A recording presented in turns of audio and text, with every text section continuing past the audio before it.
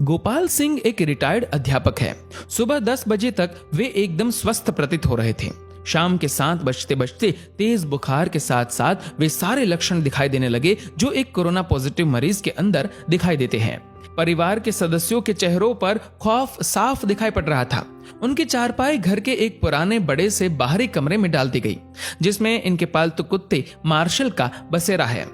गोपाल जी कुछ साल पहले एक छोटा सा घायल पिल्ला सड़क से उठाकर लाए थे और अपने बच्चे की तरह उसे पाला और उसका नाम रख दिया मार्शल।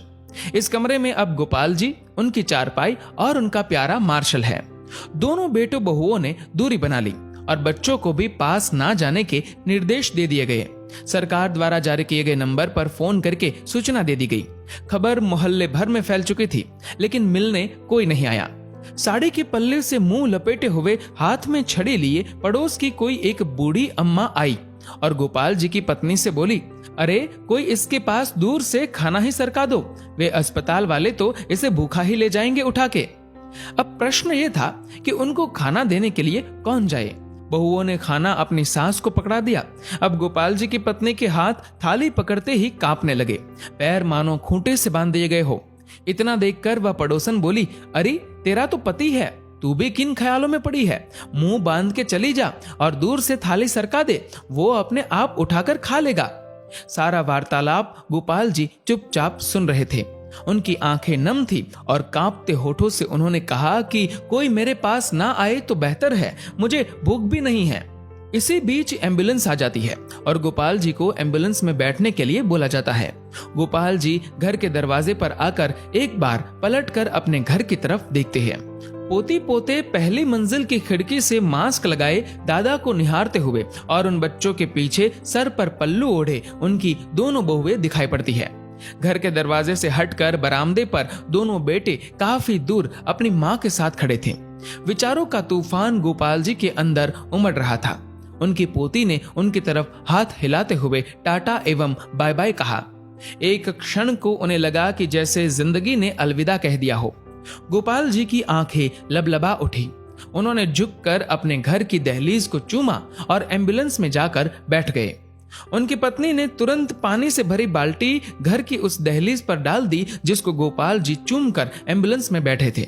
इसे तिरस्कार कहो या मजबूरी, लेकिन यह दृश्य देखकर कुत्ता भी रो पड़ा और उसी एम्बुलेंस के पीछे पीछे हो लिया जो गोपाल जी को अस्पताल लेकर जा रही थी।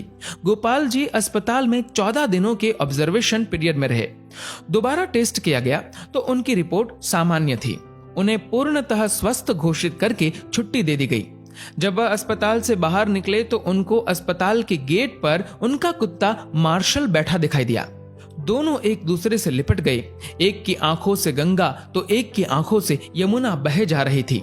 जब तक गोपाल जी के बेटों की लंबी गाड़ी उन्हें लेने पहुंचती, तब तक वो अपने कुत्ते को लेकर किसी दूसरी दिशा की ओर निकल चुके थे।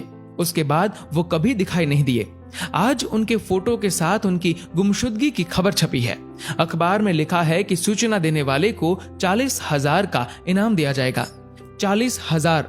हाँ, पढ़कर ध्यान आया कि इतनी ही तो मासिक पेंशन आती थी उनकी, जिसको वो परिवार के ऊपर हंसते हंसते उड़ा दिया करते थे। एक बार आप गोपाल जी की जगह पर स्वयं को रखकर देखो।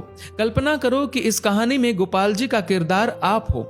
आपका सारा अहंकार और सब मोह माया खत्म हो जाएगी। हे कोरोना, तू पूरी दुनिया में मौत का तांडव कर रहा है, पर सचमुच में तूने जीवन का सार समझा दिया है। तेरे लिए अमीर गरीब, छोटा बड़ा, स्त्री पुरुष, राजा रंक कोई भेदभाव नहीं, सब एक समान है।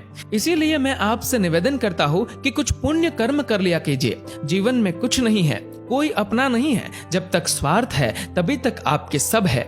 जीवन एक सफर है, मौत उसकी मंजिल है। मोक्ष का द्वार कर्म है, यही सत्य है।